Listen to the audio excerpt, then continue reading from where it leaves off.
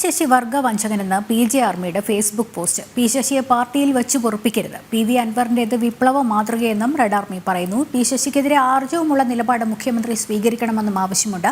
SFI, DYFI പ്രവർത്തകർക്കെതിരെ കള്ളക്കേസെടുക്കാൻ P Sasi പോലീസിന് സ്വാതന്ത്ര്യം നൽകിയെന്നും പോസ്റ്റിൽ പറയുന്നു. വിവരങ്ങളുമായി കണ്ണൂരിൽ നിന്ന് KJ ശ്രീജിത്ത് ചേരുന്നുണ്ട്. ശ്രീജിത്ത്, വലിയ വിമർശനമാണല്ലോ പി ശശിക്കെതിരെ ഇപ്പോൾ ഉയർന്നിരിക്കുന്നത്. എന്തൊക്കെ കാര്യങ്ങളാണ് ഈ സമൂഹ മാധ്യമ പോസ്റ്റിലൂടെ പറഞ്ഞിട്ടുള്ളത്?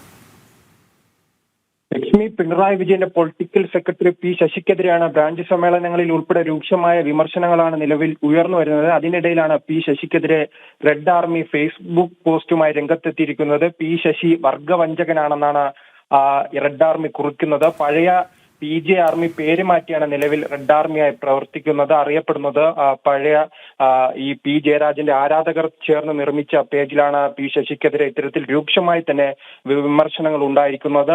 അതിൽ അവർ ഇങ്ങനെയാണ് കുറിക്കുന്നത്: പി ശശി പാർട്ടിയിൽ വച്ചു പൊറപ്പിക്കരുതെന്നും PV അൻവറിന്റേത് വിപ്ലവ മാതൃകയാണെന്നും റെഡ് ആർമി പറയുന്നു. അതോടൊപ്പം തന്നെ പി ശശിക്കെതിരെ ആർജവമുള്ള നിലപാടെടുക്കാൻ മുഖ്യമന്ത്രി തയ്യാറാകണമെന്നും അതോടൊപ്പം തന്നെ SFIയും DYFIയും പ്രവർത്തകരെ കള്ളക്കേസിൽ കുടുക്കുവാൻ പി ശശി പോലീസിന് സ്വാതന്ത്ര്യം നൽകിയെന്നും പറയുന്നു. അതിൽ ഏറ്റവും പ്രധാനപ്പെട്ട കാര്യം, സ്വർണ്ണക്കടത്തും കൊലപാതകവും അടക്കമുള്ള ADGPയുടെ പ്രവൃത്തികൾക്ക് ശശി മൗനാനുവാദം നൽകിയതായും PJ ആർമി, പഴയ PJ ആർമി, നിലവിലെ റെഡ് ആർമി കുറിക്കുന്നു. എന്തായാലും വലിയ വിമർശനങ്ങളാണ് CPM അണികൾ ഏറ്റവും കൂടുതൽ ഫോളോ ചെയ്യുന്ന ഒരു പേജിൽ നിന്നുണ്ടായിരിക്കുന്നത്. പഴയ PJ ആർമിയുടെ ഭാഗത്തു നിന്നുണ്ടായിരിക്കുന്നത്, ജയരാജന്റെ ആരാധകരുടെ ഭാഗത്തു നിന്നുണ്ടായിരിക്കുന്നത്. 2 ദിവസം മുൻപ് തന്നെ നമ്മൾ തന്നെ റിപ്പോർട്ട് ചെയ്തതാണ്, PV അൻവറിന് പിന്നിൽ P ജയരാജനാണ്. കാരണം കണ്ണൂർ രാഷ്ട്രീയത്തിൽ വീണ്ടും തിരിച്ചു വരണമെങ്കിൽ പി ശശിയെ പൂർണ്ണമായി തന്നെ കണ്ണൂരിലെ രാഷ്ട്രീയത്തിൽ നിന്നും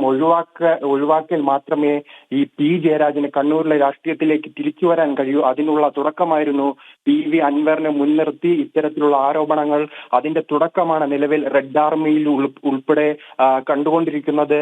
P ജയരാജന്റെ ആരാധകർ വലിയ രീതിയിലാണ് PV അൻവറിന് പിന്തുണ നൽകുന്നത്. അതോടൊപ്പം തന്നെ വലിയ രീതിയിൽ പി ശശിയെ വിമർശിക്കുകയും ചെയ്യുന്നുണ്ട്.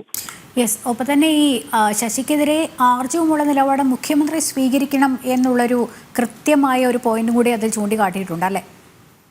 തീർച്ചയായും അത്തരത്തിലാണ്. കാരണം മുഖ്യമന്ത്രി ഇത്തരത്തിൽ വലിയ വിമർശനങ്ങൾ ഉണ്ടാകുമ്പോഴും പി ശശിയെ സംരക്ഷിക്കുന്ന ഒരു നിലപാടാണ് എടുത്തിരുന്നത്. അതിനെതിരെയാണ് നിലവിൽ PJ ആർമി വലിയ രീതിയിലുള്ള വിമർശനം ഉന്നയിക്കുന്നത്. മുഖ്യമന്ത്രി ആർജവം കാണിക്കണമെന്ന് പറയുന്നു. കാരണം വർഷങ്ങൾക്ക് മുൻപ് തന്നെ പിണറായി വിജയനും പി ശശിയും തമ്മിൽ അടുത്ത ബന്ധമാണ്.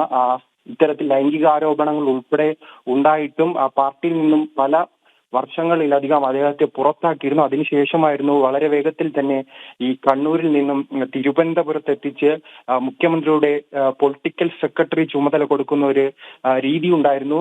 അതിനുശേഷമായിരുന്നു ആഭ്യന്തര വകുപ്പിന്റെ പൂർണ്ണമായി തന്നെ എല്ലാ അധികാരങ്ങളും പി ശശിയിലേക്ക് മാത്രം ഒതുങ്ങുന്ന ഒരു സാഹചര്യം ഉണ്ടായിരുന്നു. പക്ഷെ ഈ വരുന്ന അടുത്ത നിയമസഭാ തെരഞ്ഞെടുപ്പിൽ 2026 നിയമസഭാ തെരഞ്ഞെടുപ്പ് ഉൾപ്പെടെ തലശ്ശേരി സീറ്റിൽ മത്സരിക്കുകയും അതോടൊപ്പം തന്നെ കണ്ണൂർ രാഷ്ട്രീയത്തിലേക്ക് തിരിച്ചു വരികയുമാണ് നിലവിൽ ശശിയുടെ പദ്ധതികൾ. അത് തുടക്കം തന്നെ മനസ്സിലാക്കിയ P ജയരാജനാണ് നിലവിൽ പൂർണ്ണമായി തന്നെ ഈ ശശിയെ കണ്ണൂരിൽ നിന്നും ഒതുക്കുവാനുള്ള നടപടിയിലേക്ക് പോയിരിക്കുന്നത്. അതിനുള്ള കൃത്യമായ മറുപടികളാണ് നിലവിൽ കേരള രാഷ്ട്രീയം കാണുന്നത്. കണ്ണൂരിലെ വിഭാഗീയതയാണ് നിലവിൽ കേരളത്തിൽ കത്തിപ്പടരുന്നത്, CPM-ൽ കത്തിപ്പടരുന്നത്.